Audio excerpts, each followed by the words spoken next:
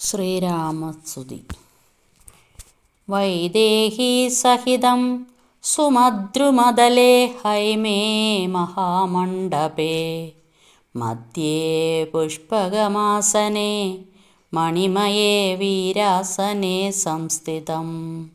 അഗ്രേ വാജയതി പ്രഭഞ്ജനസുതേ തത്ത്വം മുനിഭ്യാം പരം വ്യാഖ്യാന്തം ഭരതാദിഭിः പരിവൃതം രാമം ഭജേ ശ്യാമളം.